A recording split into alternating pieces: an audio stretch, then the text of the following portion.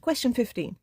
The diagram shows a sketch of part of the curve with equation y equals 2 sine x plus 3 cos squared x minus 3. The curve crosses the x-axis at the points 0, a, b and c. And find the value of x at each of the points. So this looks interesting. We don't generally get the graph as we get the trig equation to solve.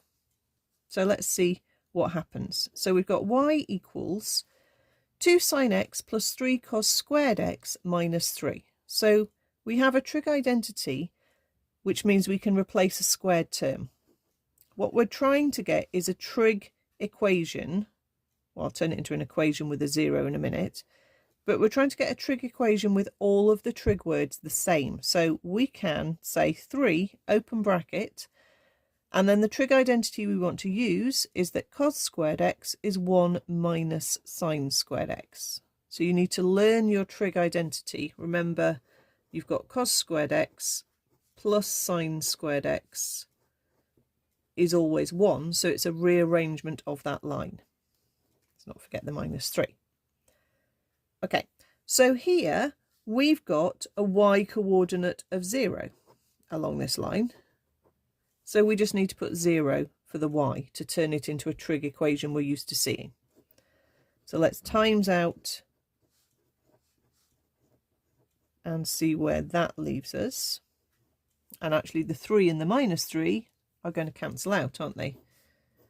Which wouldn't necessarily always happen, but it has done here.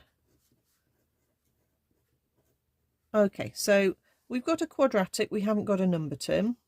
So the way it will factorise would be a 1 bracket common factor.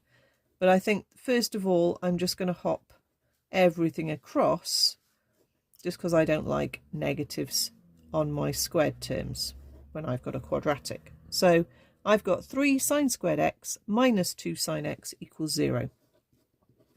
I'm not going to divide through by sine because I'm going to lose solutions. What you would do is you would take it as a common factor. So then inside the bracket you need a 3 and a sine x to make the first term, and you need a minus 2, and then you close the bracket. So then that would times back out to give you the line above. Okay, so anytime you're trying to solve a quadratic and you haven't got a number term, then it's going to be a common factor with a 1 bracket. So this gives us either sine x is 0, or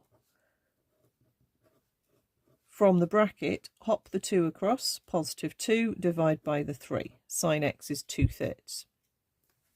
So let's solve both of these and see what we get and how it sort of seems to look like the diagram. So sine x being 0, okay, I mean you can probably know that one anyway, but shift sine of 0 is 0 anyway. Sine starts at 0. And if you sketch the sine graph, sine just keeps going up and down to 180, down, back up to 360.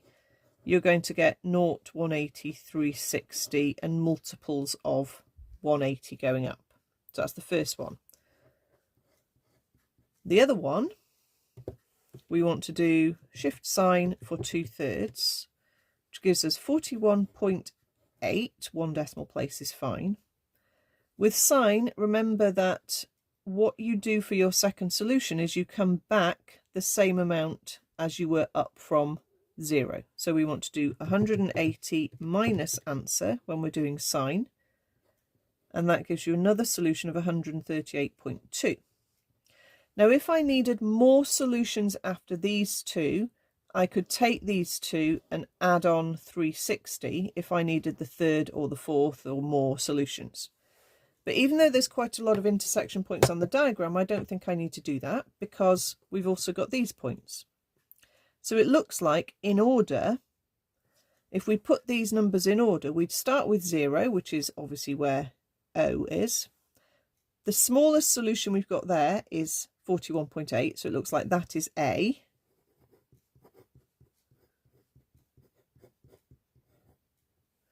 Okay, the next smallest solution is 138.2. And then the next smallest solution after that is 180. And that's all we need to write down. We don't need to have the 360. Presumably the graph does another bigger minimum and comes back up. Okay, but you'd have to have a look at the graph on a graph sketcher package to see what actually it's doing. Obviously it says it's only showing us part of the curve.